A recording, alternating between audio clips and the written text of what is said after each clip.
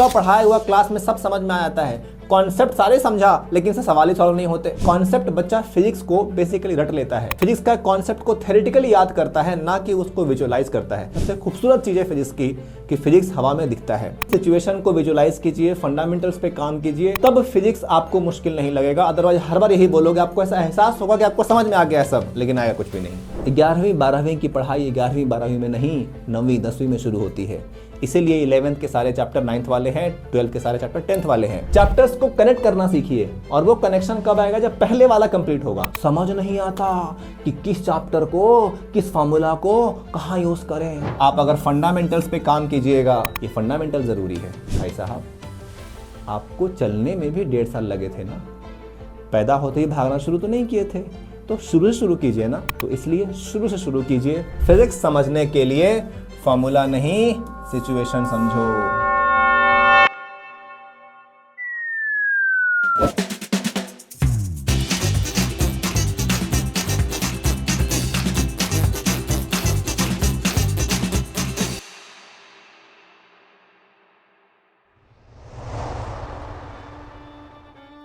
Hello everyone, आज मैं एक ऐसे टॉपिक को डिस्कस करना चाहता हूं जो बच्चों के लिए नेशनल डायलॉग बन चुका है, पर्टिकुलरली फिजिक्स को लेकर।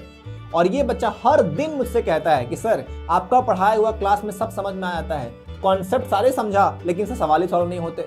अब हैरानी इस बात से है कि अगर कॉन्सेप्ट समझ में आ गया है तो सवाल सॉल्व क्यों नहीं हुए, और अगर सवाल सॉल्व नहीं हुए तो समझ में कैसे आया कि कॉन्सेप्ट समझ में आ गया है।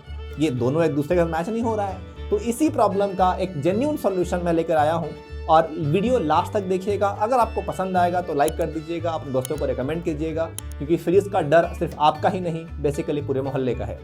आइए, तो मैंने पहले रीजंस की बात करता हूँ, क्या क्या रीजन है इसके, और फिर रेमेडीज की बात करता हूँ, क्या क्या तरीके हैं जिससे आप सही कर सकते हो।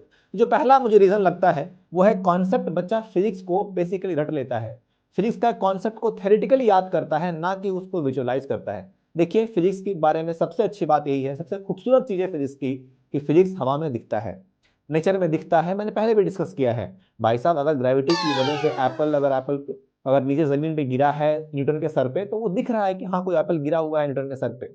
अच्छा, तो सबसे बड़ी बात है कि फिजिक्स को बेसिकली विजुअलाइज करना शुरू कीजिए, सिचुएशन को समझिए। अब इसको समझने के लिए क्या है, फिजिक्स समझने का मतलब है उस सिचुएशन को देख पाना। एक गाड़ी मूव कर रही है तो इमेजिन करो व्हीकल इज मूविंग, उसकी स्पीड बढ़ रही है तो इमेजिन करो उसकी स्पीड बढ़ रही है। व्हीकल इज स्टॉपिंग, इसका मतलब है कि उसकी स्पीड कम हो रही होगी। जैसे कि एग्जांपल से, तो अभी क्या बताया मैंने, सबसे जरूरी बात क्या है कि फिजिक्स को थ्योरेटिकली नहीं, विजुअलाइज करते हुए पढ़िए, उसको इमेजिन कीजिए, उसके सुंदर सुंदर चित्र बनाइए दिमाग में। अच्छा, जैसे कि एग्जांपल, क्लास 9th का फॉर्मूला है, पूरे मोहल्ले को याद है, v² = u² + 2as। But problem यहां पता है क्या है, इस फॉर्मूला को यूज करते समय बच्चे को नहीं पता है कि u0 कब लेते हैं, जब बॉडी स्टार्ट होती है रेस्ट से तब। बच्चे को ये नहीं पता है कि एक्सेलरेशन पॉजिटिव है कि नेगेटिव है। वो तो छोड़ो, बच्चे को यही नहीं पता कि एक्सेलरेशन और वेलोसिटी में कब पॉजिटिव कब नेगेटिव होता है। ये नहीं पता है कि जब गाड़ी की स्पीड बढ़ रही होती है तो एक्सेलरेशन वेलोसिटी सेम डायरेक्शन में होते हैं, वही अगर स्टॉप होते ही होती है, रुक रही होती है, तो एक्सेलरेशन वेलोसिटी का एंटी पैरेलल है। एंटी पैरेलल, एंटी का पैरेलल नहीं, एंटी पैरेलल। तो मेरा कहने का मतलब बेसिकली है, छोटी छोटी बातों पे ध्यान दीजिए। जैसे कि उनको नहीं पता कि s क्या है, डिस्टेंस है कि डिस्प्लेसमेंट है, उसने बस तीनों इक्वेशन रट लिया है, v = u + at, s = ut + ½ at²। इससे नहीं होगा। उस सिचुएशन को विजुअलाइज कीजिए, फंडामेंटल्स पे काम कीजिए, तब फिजिक्स आपको मुश्किल नहीं लगेगा। अदरवाइज हर बार यही बोलोगे, आपको ऐसा एहसास होगा कि आपको समझ में आ गया है सब, लेकिन आएगा कुछ भी नहीं। अच्छा, मैं नेक्स्ट स्लाइड की बात करता हूं। तो आखिर इसका रेमेडी क्या है सर? सबसे पहले, for every topic imagine and draw.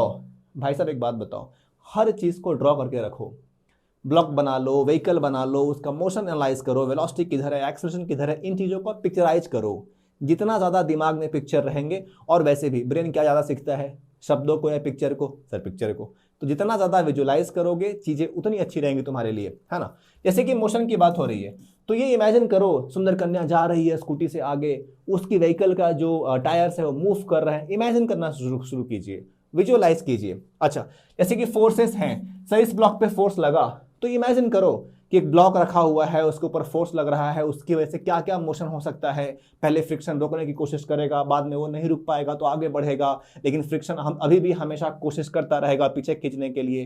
पहले स्टैटिक फ्रिक्शन होगा, बाद में काइनेटिक फ्रिक्शन होगा। ये सब विजुअलाइज करो, इमेजिन करो। अच्छा, रे ऑप्टिक्स, मैं तो हैरान होता हूं कि बच्चा पूरा चैप्टर रे ऑप्टिक्स का बिना रे डायग्राम ड्रॉ किए पढ़ लेता है।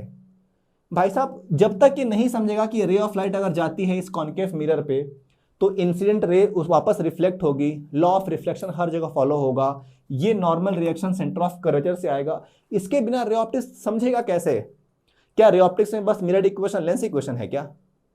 मिरर इक्वेशन लेंस इक्वेशन को सॉल्व करने के लिए भी आपको ये रे डायग्राम का आना जरूरी है।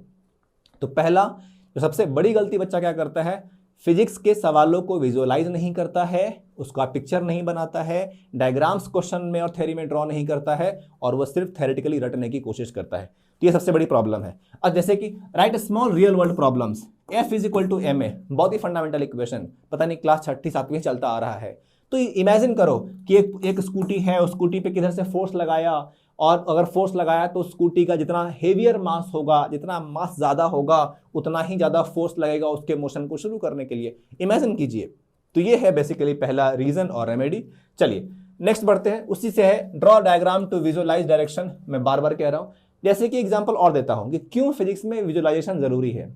मैं क्वेश्चन रीड कर रहा हूँ, सिंपल सा क्वेश्चन फ्रिक्शन का, आप बताइएगा आंसर। मैक्सिमम लोग कोशिश कीजिएगा। A force of 10 Newton's acts on a body of mass 10 kg placed at a rough surface at an angle of 37 degrees to the horizontal. The value of coefficient of friction is 0.2. Find the acceleration of this block.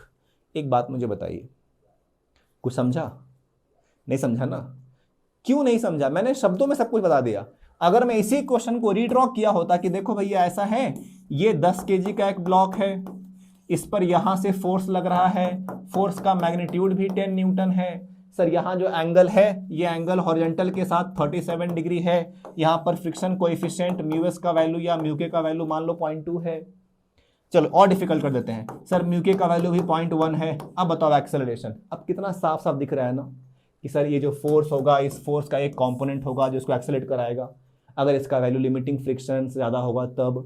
इसका मतलब ये सवाल आसान लगा, लेकिन यही जो मैंने इसके पहले पूछा वो मुश्किल लगा। रीज़न क्या है? यहाँ मैंने पिक्टोरियल स्टडी करा दिया, यहाँ मैंने पिक्चर बना के दिखाया। तो पहला, जितना हो सके फिजिक्स के सवालों को विजुअलाइज करना सीखो। अच्छा चलिए नेक्स्ट पे बढ़ते हैं। दूसरा, मैं तो इसके बारे में बोल बोल के थक गया हूँ भाई साहब। 11वीं 12वीं की पढ़ाई 11वीं 12वीं में नहीं, 9वीं 10वीं में शुरू होती है। इसीलिए 11th के सारे चैप्टर 9th वाले हैं, 12th के सारे चैप्टर 10th वाले हैं। Not having fundamentals of 9, 10th and hence not connecting chapters well.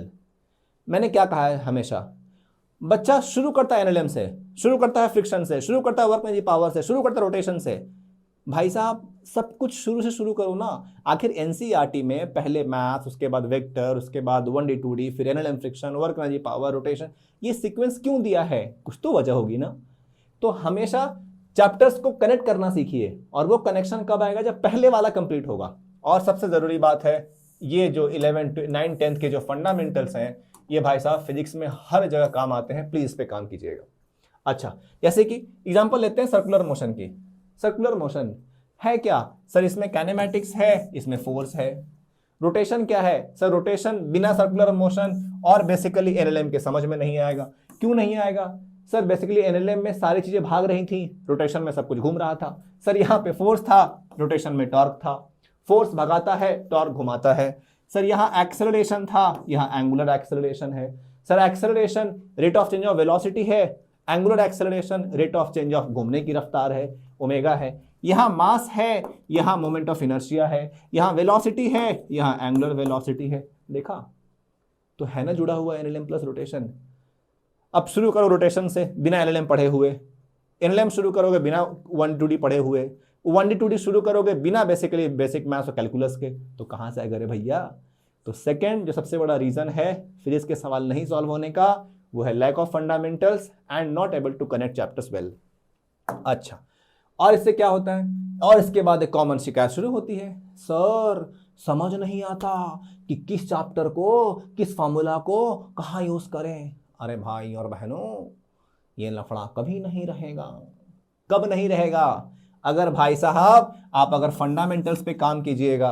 आपको ये पता होना चाहिए कि अगर एक्सेलरेशन कहीं डिक्रीज कर रहा है 2 मीटर पर सेकेंड स्क्वायर से 1 मीटर पर सेकेंड स्क्वायर में, इसका मतलब ये नहीं है कि वेलोसिटी कम हो रही है। इसका मतलब है कि स्पीड अभी भी बढ़ रही है, बस स्पीड के बढ़ने का रेट कम हुआ है।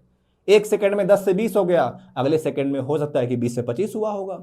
So velocity is increasing even though acceleration is decreasing.